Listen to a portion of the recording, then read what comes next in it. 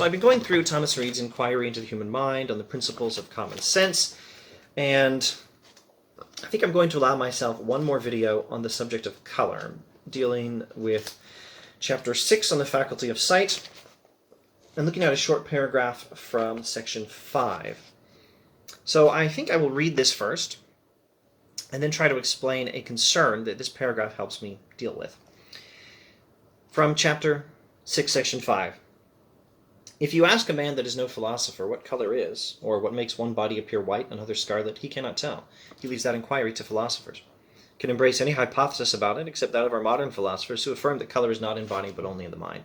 Now, you always have to keep in mind, Reid is a polemical philosopher. He's dealing with the flawed modern philosophy of people like Descartes and Malebranche and Locke, which, for all its significant merits, was flawed.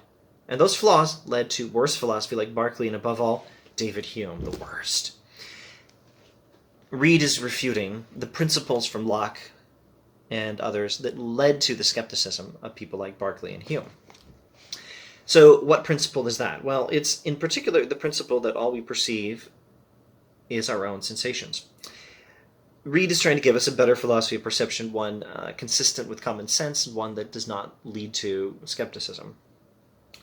So what does he say about common sense here? A man that is no philosopher. Ask a man that is no philosopher what color is. Common sense is what everyone, this is a loose definition of common sense. Common sense is what everyone instinctively believes about first principles. Or common sense is the instinctive believing of first principles by pretty much everyone. You can make a few exceptions for people whose minds aren't quite right, or perhaps whose perceptual faculties are not quite right, and for people who've been led astray by bad philosophy. But know that common sense is not just everything all these people believe. It's what they believe about first principles, or it's their believing of first principles. Not everything people automatically, instinctively, ordinarily believe is necessarily common sense. It's the first principles that are common sense. That's a crucial distinction. Let's go back to the text. If you ask a man that is no philosopher what color is, this is Reid getting at what common sense says. Or ask him what makes one body appear white, another scarlet, he cannot tell. He leaves that inquiry to philosophers, can embrace any hypothesis about it, except that of our modern philosophers who affirm that color is only in the mind. So, philosophers like Locke said color is only in the mind, and this, by arguments from Bishop Berkeley, led to the skeptical idea that there is no thing that has color existing independently of the mind. That's anathema to common sense. Common sense teaches there is a sensation of red that is in my mind, but the red folder itself exists independently of the mind and has some quality that causes my sensation. That quality exists independently of the mind. Common sense insists on that. Reid insists on that. But what actually is that quality? Common sense does not say. Common sense can embrace any hypothesis about it, except the silly hypothesis of Locke that leads to the skepticism of Berkeley and Hume. Now, common sense will leave the inquiry to philosophers. Now, this is not just any particular kind of philosopher. This is a natural philosopher, which is what we now call a scientist. So what does science say? Well, science has actually made some progress here. I'm going to look at a sentence now from Chapter 17 of Essay 2 from another book by Reid, the Essays on the Intellectual Powers of Man. He says, the nature of secondary qualities is a proper subject of philosophical inquiry, and philosophy has made some progress on this topic. It has been discovered that the sensation of smell is occasioned by particles emitted by bodies, the sensation of sound is occasioned by bodies' vibration, and that the sensation of color is occasioned by bodies' disposition to reflect a particular kind of light. Magnificently phrased, and pretty good science. The characteristic that Reid calls color is a mind-independent quality of this thing itself, which is its tendency to reflect a particular kind of light.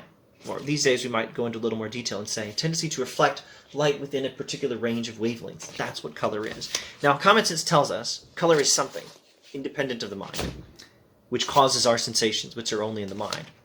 And common sense doesn't tell us what that quality is, but it can accept this scientific hypothesis, and it can accept any hypothesis if it's a good hypothesis. Now, why am I talking about this? First, to do what I hope I've just done, explain some stuff from Reid. But now I have to do something else. I have to try to explain why I personally have been puzzled by the subject of color and have worried for years that maybe Reid might be wrong about common sense. You'd hate for Reid to be wrong about common sense. I myself love Reid. I want to agree with him on everything. I do agree with Reid on a great deal, maybe on everything. And my biggest concern for a number of years now has been color, because I ask myself, how do I think of color? And how do I think normal people think of color? Maybe I've spent too much time being a philosopher. Actually, Reid suggests we've spent too much time not being babies to remember how common sense actually works with some of our sensations.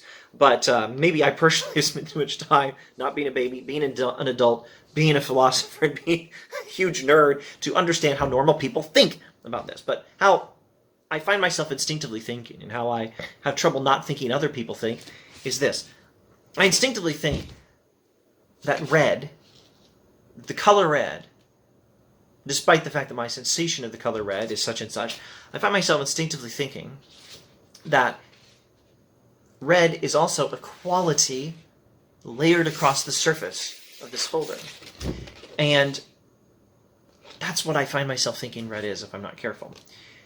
And I find myself thinking this instinctively. So I figure, this must be how everyone thinks about colors. We think it's a quality layered across the surface of things. But that's not what science says color is. It's not the same thing as a tendency to reflect light at a certain wavelength. And it's not what Reid says color is.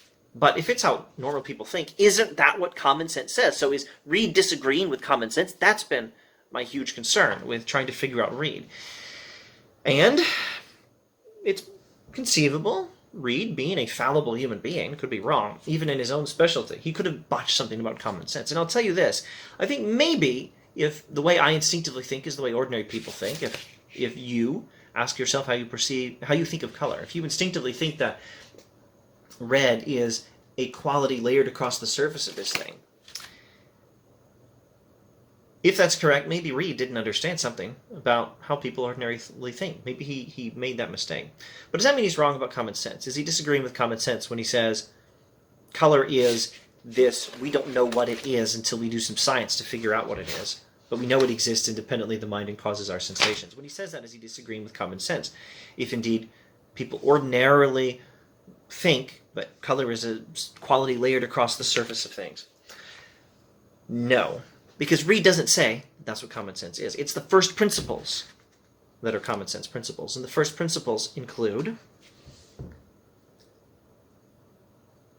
the principle that the sensation is in our mind, and the principle that it is caused by something independent of the mind, which exists in this object. But it doesn't tell us what that quality is. Common sense doesn't go that far. If people should ordinarily think the way I find myself thinking myself, the way I think other people probably think, if that's how people ordinarily think, that doesn't mean it's a common sense principle. It just means that's a hypothesis we instinctively leap to, but it's not a common sense principle because it's not one of those first principles of the understanding. What does common sense actually say about what color is? Nothing. That's not a common sense principle. Ask a man that is no philosopher to get a grasp of what common sense says. What color is? He doesn't actually say. He'll leave the inquiry to philosophers. Common sense can embrace any hypothesis about what color is, independently of the mind. It can embrace this scientific hypothesis. It really should. That color is a sensation, or the sensation of color is occasioned by this thing's tendency to reflect a certain kind of light, a particular kind of range of wavelengths of light. Common sense can accept that hypothesis. You know what it can also accept, at least in principle? It can accept the hypothesis that color is a quality layered across the surface of this thing. Honestly, I don't see why I couldn't accept both hypotheses. Maybe since the perception of light within particular wavelength ranges is how we perceive the quality layered across the surface of the thing. And maybe God arranged it so that the quality layered across the surface of the thing corresponds to the wavelength ranges of light that it tends to reflect, that we perceive according to our faculties for sensation. Common sense can accept any of these hypotheses. So let me see if I can summarize everything. Common sense insists that there is a quality of color independent of the mind, which causes our sensations, although the sensations are in the mind. Common sense does not specify what that quality is. It can accept any hypothesis about it. And I myself have spent years being vaguely apprehensive about Reid, thinking, oh, this is how I perceive color. Maybe Reid got common sense wrong. This is how I think of color, as a quality laid across the surface of things. And if so, that must be a common sense principle. Reid disagrees with common sense on this one point. But no, that's not a common sense principle. Common sense does not specify what that quality in the thing is. It just specifies that there is such a quality. Common sense can accept any hypothesis, including, if I'm right about how people ordinarily think about color, it can accept the hypothesis that color is a quality layered across the surface of this thing. And it can reject that hypothesis. Doesn't matter. Examine the hypothesis on its own terms. It or its rejection are both amenable to common sense. Now, this has been me thinking through Reid. This is maybe the first 40% of this video was me trying to explain Reid on his own terms. The rest was me thinking through Reid and seeing if I can come to some sort of terms with my concern with Reid, my possible objection to Reid I've toyed with for years. And based on what I can tell right now, this objection was based more on me not understanding Reid properly than on Reid making some mistake. So, I failed. Reid succeeds. The world is as it should be. Things are okay. My great philosophers are doing well. I made the mistake. Woohoo! This is how it ought to be.